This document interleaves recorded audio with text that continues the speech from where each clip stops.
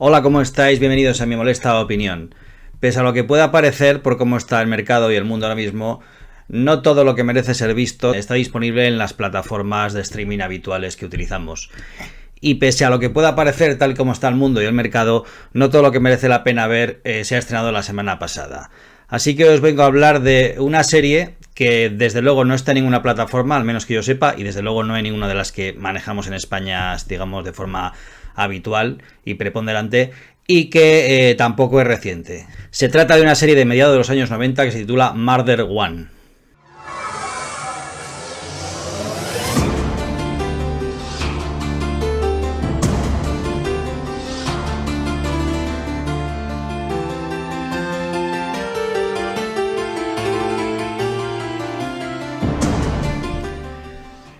En el 95, cuando aún resonaba, pues de alguna forma, el eco de aquella gran pregunta que tanto éxito tuvo en televisión, que fue ¿quién asesinó a Laura Palmer?, que procedía de la exitosísima serie Twin Peaks, que se había estrenado a principios de la década, pues llegó otra pregunta procedente de otra serie y que también aludía al asesinato de otra joven, y que no era otro que quién mató a Jessica Costello.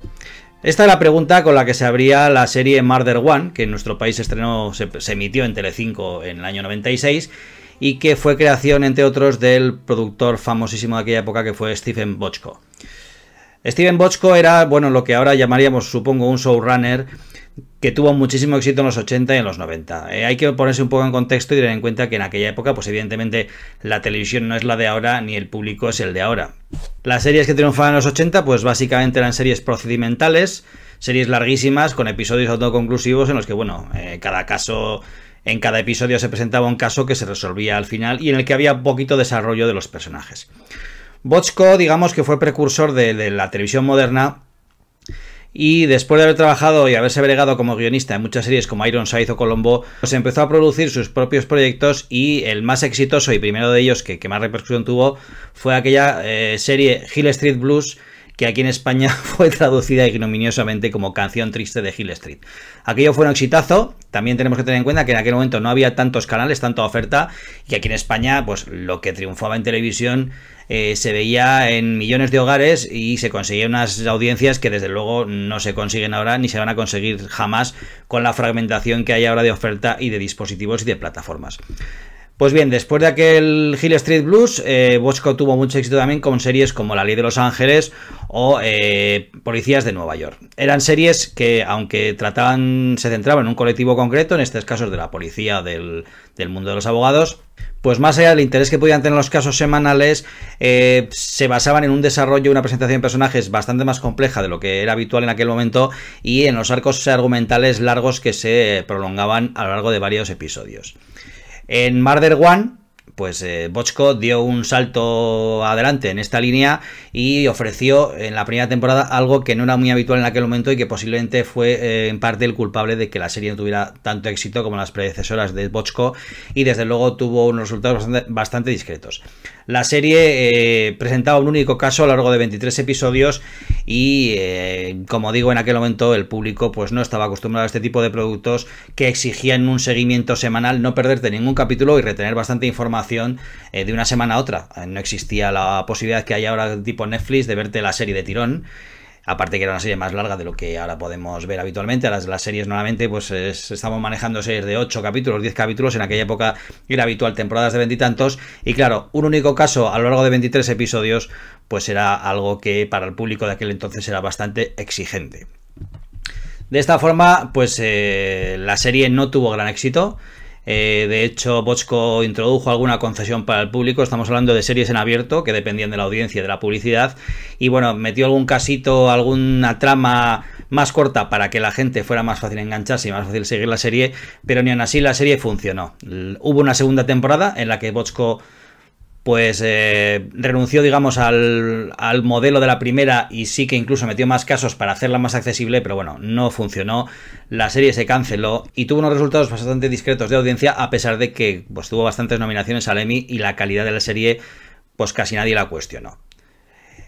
Centrándonos en la serie, lo que nos cuenta, donde se centra este Murder One, es un bufete de abogados dirigido por Ted Hoffman, interpretado por Daniel Ben-Sali, que es un tío que tenía una presencia física en aquella serie extraordinaria. Era uno de los primeros calvos que podíamos ver en una serie o en una película, y en aquella época no era tan común como ahora ver gente con la cabeza totalmente rapada, pero era un tío con una presencia tremenda, con una voz que incluso en España tenía un doblaje estupendo y que era un personaje realmente potente. Él dirigía un bufete de abogados pues de primera línea en Los Ángeles, acostumbrado a representar a todo tipo de clientes de alto standing en todo tipo de procesos, incluso en casos criminales como es este en el que se centra la serie. La serie comienza cuando se descubre el asesinato de una joven llamada Jessica Costello, una menor de edad, y entre los clientes de Hoffman, que está muy pues relacionado con el mundo de la empresa y incluso de Hollywood, pues varios de los clientes de Hoffman parecen ser sospechosos en principio.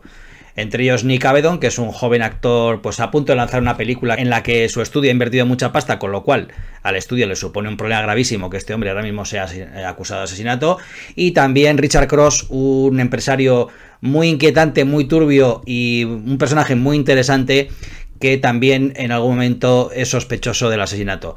Este Richard Cross hay que mencionar que está interpretado por el grandísimo Stanley Tucci. Yo creo que es el primer papel que recuerdo haberle visto. Y bueno, como siempre, este tío es una garantía de excelencia en cualquiera de las cosas que hace. Y ya en esta serie, aunque tiene ya 25 años, ya estaba magnífico y hace un papel estupendo con un personaje muy oscuro, muy extraño y con muchos recovecos. La verdad es que está muy bien. La serie es extraordinaria, a mí la verdad que me encantó, la he vuelto a ver hace no mucho y debo decir que se aguanta muy bien. Es cierto que tiene ese look noventero, lógicamente, es una serie del 95, con lo cual la estética es la que hay y ya sé que hay mucha gente para quien esto es un auténtico obstáculo insalvable, ¿no? Ves aquellos cardaos, ves que no hay ordenadores y que no hay móviles prácticamente y bueno, pues te echa un poco para atrás, pero si salvamos esto, la serie es estupenda. Yo desde luego, más allá del interés del caso, que está muy bien, porque la serie se encarga de que haya continuos cliffhangers, giros, en un capítulo el sospechoso es uno, en otro ahí surge una información que nos indica que el sospechoso es otro y que nos muestra un poco, da un semblante bastante turbio del mundo de la empresa, de Hollywood y demás. La verdad es que es una disección del sistema judicial americano como yo pocas veces he visto. Desde el momento en que alguien es encontrado sospechoso y se le detiene para interrogarle, todo el momento de la vista preliminar, el tema de las fianzas, si le conceden fianza, pasaría en libertad condicional, todo el tema de selección de jurados. Yo nunca había visto tan detalladamente todo el proceso de selección de jurados, que luego sí he visto alguna vez, pero en aquel momento me pareció interesantísimo cómo en base a qué elegimos un jurado o otro, lo rechazamos o no. Toda la parte judicial me parece que está fantástica. La verdad es que es una serie curradísima, con un guión estupendo y con un desarrollo de personajes y unos personajes muy potentes. La verdad es que, ya os digo, una serie muy recomendable que en aquel momento pues no sé el éxito que tuvo en España, creo que poquito, como a nivel internacional. A mí me gustó mucho, la compré en DVD, aquí tengo los dos de las dos temporadas, que no sé si están disponibles. Os dejo un enlace abajo de Amazon donde creo que se puede comprar las dos temporadas, o por lo menos la primera.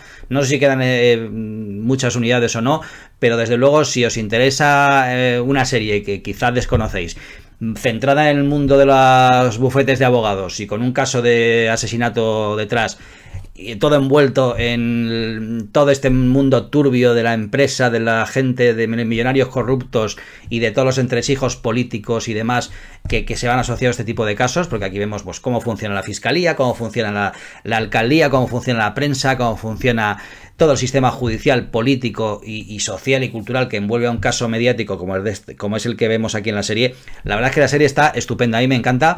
Ya os digo, la vi en su momento, la volví a ver después, la he vuelto a ver, creo que fue el año pasado, y me parece que sigue funcionando estupendamente y que desde luego es una serie muy recomendable y que si no habéis visto, desde luego, si os interesa este tipo de género, os recomiendo fervientemente que veáis. En la segunda temporada ya no está Daniel Ben-Sali al frente del bufete, hubo problemas con el productor, con Bochco, y le despidieron, y fue Anthony LaPlagui el que se hacía cargo del bufete, y bueno, se mantenían ciertos personajes de la primera temporada, y bueno, la segunda temporada está bien, pero vamos, desde luego no tiene nada que ver con la primera. Así que os recomiendo, si la podéis ver, si la podéis conseguir, si os interesa comprarla, o si la encontráis en algún sitio por ahí, no doy más datos. Murder One, una serie para mí estupenda, centrada en el mundo de los crímenes, de los bufetes de abogados, de la corrupción política y de las élites de Los Ángeles. muy bien llevada, con un guión estupendo y que desde luego si tenéis un poquito de buen gusto os va a encantar. Muchas gracias, un saludo y hasta pronto.